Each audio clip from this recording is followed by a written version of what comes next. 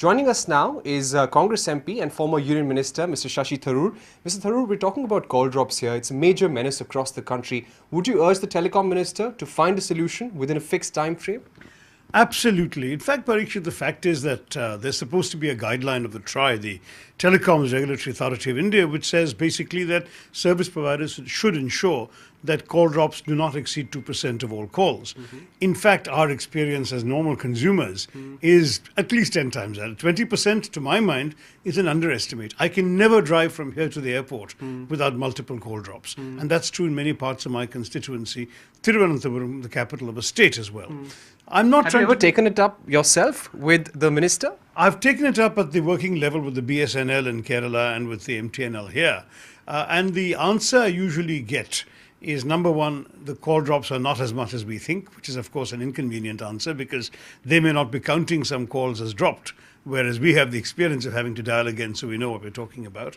Second, as far as we're concerned, the fact that as you go through certain areas now, certain areas even in Delhi and in pretty much every city have a reputation for being places where your call will drop, suggests that coverage is inadequate, that the cell phone towers are not connecting adequately. But the explanations they also give for that are two things. One is that the government doesn't sell enough spectrum, which I'm afraid is true. And the second is, of course, that because of public opposition, they've not been able to build and maintain as many cell phone towers as they would like to. Now, this is a problem we shouldn't be having because every other country has dealt with it. For example, in Bangladesh with Grameen Phone, the moment you get a call drop, you get 1 free minute from the service provider. Certainly sharpens them up because they stand to lose. Right. You know, if every time you actually have a call drop, you have to give that consumer 1 minute of talk time. Then what happens is that you start losing money because you're getting paid for a few seconds and you're giving up a full minute. Therefore, you have an incentive to make sure that call drops don't occur. So you back the move. The government is actually thinking of making service providers compensate consumers for all these call drops that take place. You back that move? I back it. I would rather that they, of course, compensated the customers in terms of talk time. Because that in some ways, especially if there is a higher charge for the first minute, as many consumers, as many service providers seem to inflict, that should be something they could do. But some form of compensation in kind or in a rebate on the bill is necessary. Equally, I think the government and the telecoms minister needs to look into this business of spectrum because, you know, at one time we had the cheapest call rates in the world.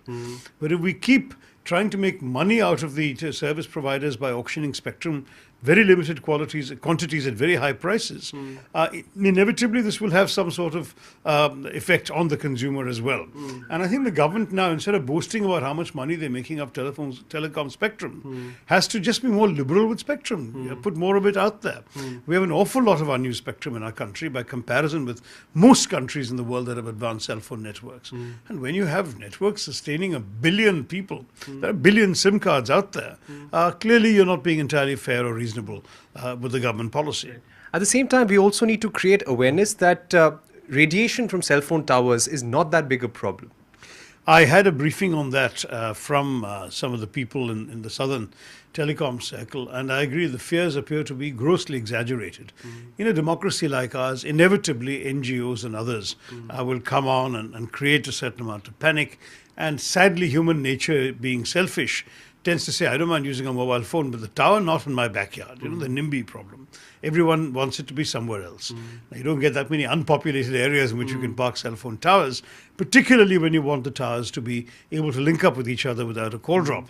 So again, we've got to educate the public better. There's very little by way of the Telecoms Authority and the Telecoms Ministry actually going out to educate the public on the reality.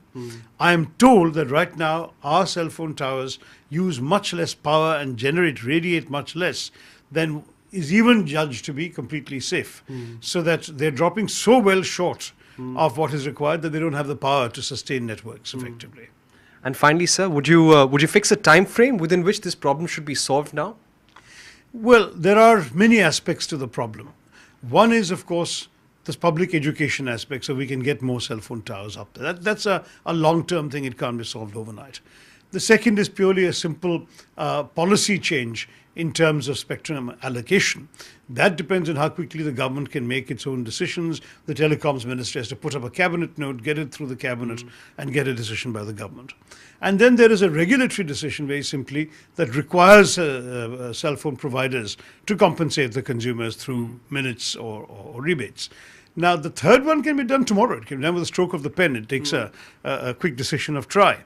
But in all fairness to the service providers, there should be an overall comprehensive approach that addresses the broader questions of spectrum as well as the cell tower problem, in order to show the service providers we're not only punishing them, we're genuinely interested in a collective service that benefits all Indian consumers. Right. Thanks for speaking to us. Thanks. So that was Mr. Shashi Tharoor urging the government to come up with a comprehensive policy to deal with this problem.